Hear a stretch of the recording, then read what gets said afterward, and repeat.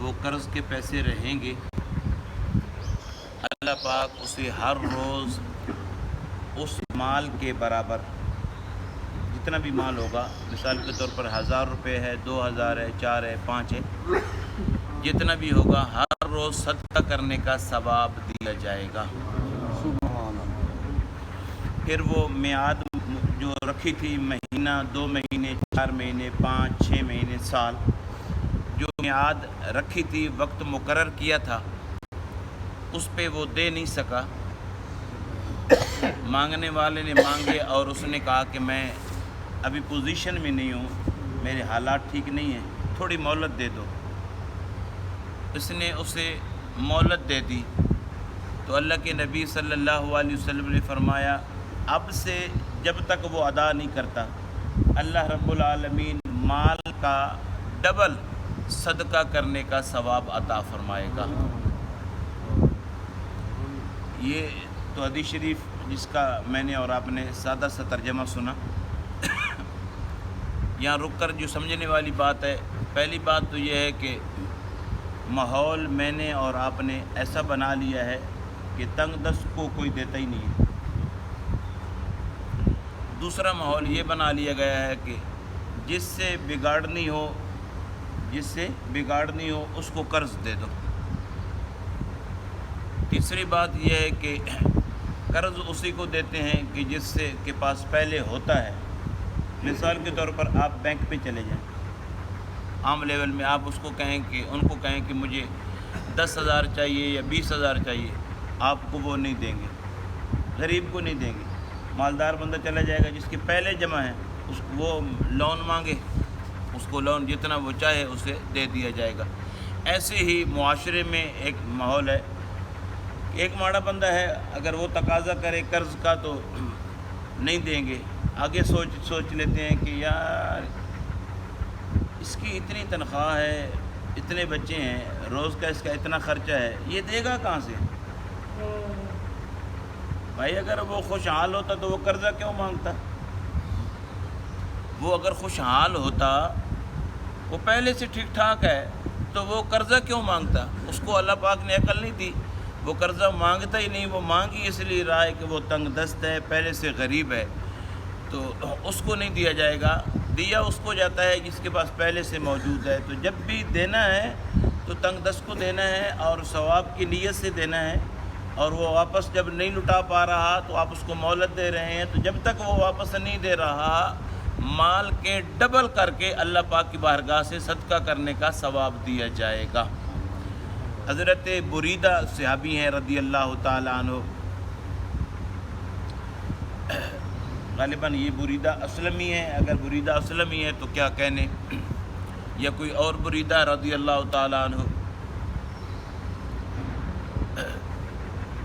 ایک دفعہ ایسا ہوا کہ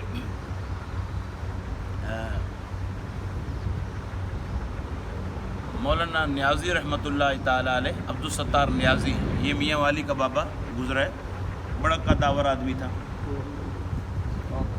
تقریباً 2 فٹ کا تو وہ ترہ ہی رکھتا تھا نیچے، اوپر نا امامے کے اوپر ترہ رکھتا تھا۔ تو کسی نے کہا نیازی صاحب یہ نیچے نہیں آتا، یہ ترہ نیچے نہیں ہوتا۔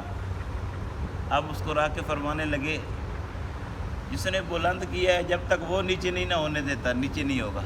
اللہ،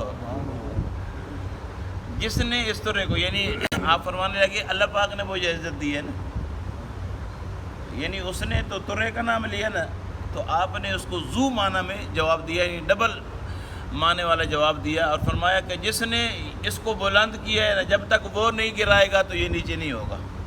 اللہ اکبر۔ آپ بیان فرما رہے تھے تو آپ نے نا ثعلبہ کا نام لیا، ثعلبہ کا نام لے کر آپ نے حدیث پڑھی۔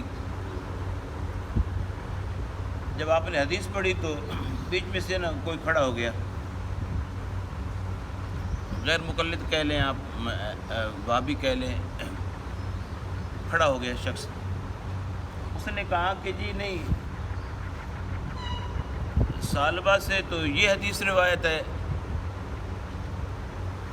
جب وہ سوال کر چکا نا، آپ نے اسے بڑے مجمع میں جواب ارشاد فرمایا اور فرمایا کہ اللہ کے بندے ایک دفعہ پھر کھڑا ہو، مجھے یہ بتاؤ کہ رسول اللہ صلی اللہ علیہ وسلم کے صحابی سالبہ کتنے ہوئے ہیں؟ اس کے پسینے چھوٹ گئے۔ اور اللہ کے بندے تم ایک سالبہ سے واقف ہو جو تم نے ایک حدیث پڑھی یا سنی، اور ہم 14 سالبہ سے واقف ہیں، پتہ نہیں ہم کون سے سالبہ کی بات کر رہے ہیں، تم کون سے سالبہ کی بات سن رہے ہو۔ اللہ کے بندے 14 سالبہ ہے، تمہیں کیا پتہ کہ میں کون سے سالبہ کی بات کر رہا ہوں۔ اللہ اکبر۔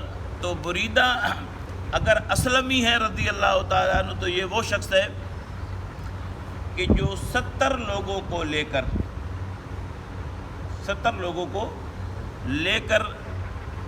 آپ صلی اللہ علیہ وسلم کا ہجرت والی رات کھاڑا کرتا ہے، میرے کریم آقا صلی اللہ علیہ وسلم کے چہرے کی قریب سے زیارت کرتا ہے، گفتگو سنتا ہے، اپنا نام بتاتا ہے، اپنے والد کا نام اور قبیلے کا نام بتاتا ہے، مسلمان ہو جاتا ہے۔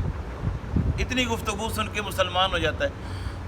پھر کیا عرض کرتا ہے، یا رسول اللہ صلی اللہ علیہ وسلم، اب آپ اکیلے جائیں یا 3 شخصیات جائیں یہ جچتا نہیں ہے، مدینے والے پتہ نہیں کب سے انتظار کر رہے ہیں۔ ایسا کرتے ہیں کہ جلوس کی شکل بنا لیتے ہیں، ان لوگوں نے ڈنڈے ان کے پاس تھے پہلے سے، سوٹیاں پہلے رکھتے تھے، پہلے دور کی روایت بھی ہے اور رسول اللہ صلی اللہ علیہ وسلم کی سنت بھی ہے۔ امامے ویسے عربی باندھتے تھے، انہوں نے سر کے امامے اتارے اور ڈنڈیوں پہ باندھ کے جھنڈے بنا لیے، اور بریدہ اسلمی رضی اللہ تعالیٰ عنہ بالکل رسول اللہ صلی اللہ علیہ وسلم کے کندھے کے ساتھ کندھا ملا کے چل رہا ہے۔ اگر یہ وہی بریدہ اسلمی ہے تو سبحان اللہ، کوئی اور ہے تو کیونکہ ہمیں تو پوری دسترست حاصل نہیں ہے نا، ہمیں نے تو حدیث پڑھی، بس وہ آپ کے سامنے سنا رہے ہیں۔ تو یہ روایت کرتے ہیں کہ رسول اللہ صلی اللہ علیہ وسلم نے فرمایا کہ پچھلی امتوں میں سے کوئی شخص فوت ہوا، اللہ کے نبی صلی اللہ علیہ وسلم فرمایا اسے بارگاہ خداوندی میں پیش کیا گیا، اللہ پاک نے فرمایا اٹھے، وہ بارگاہ خداوندی میں کھڑا ہوا، عرض کی جی باری تعالیٰ وہ نیک عمل لایا ہے؟ عرض کی نہیں باری تعالیٰ میں نیکی کر نہیں سکا، تو نے مہلت دی لیکن میں نہیں کر سکا۔ فرشتوں کو حکم ہوا کہ اس کی کوئی نیکی دیکھو، فرشتے کہنے لگے جی وہ ایک نیکی ہے اس کے پاس، وہ کیا کہ یہ مالدار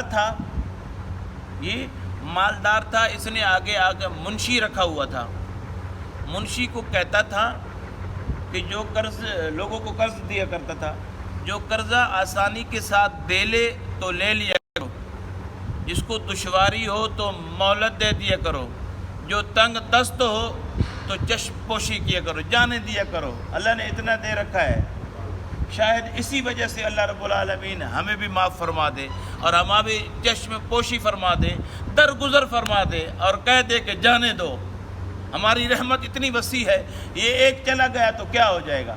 اللہ اکبر۔ اللہ رب العالمین کی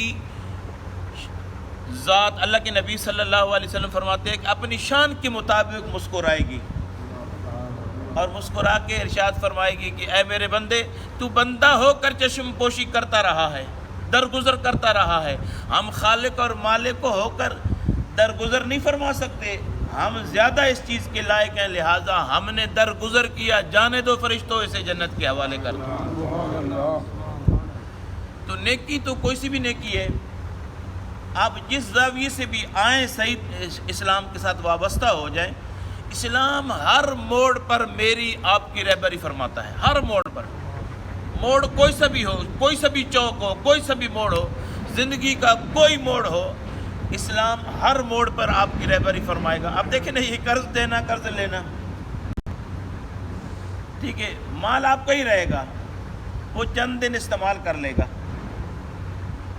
مال آپ کا ہی رہے گا، آپ تھوڑے دن اس کو مہلت دے دیتے ہیں، ڈبل صدقہ ہو سکتا ہے آپ کے پاس ہوتا، میں نے نہیں دینا تھا، لیکن یہ مال بھی باقی رہا، صدقے کا ثواب بھی ملے جا رہا ہے۔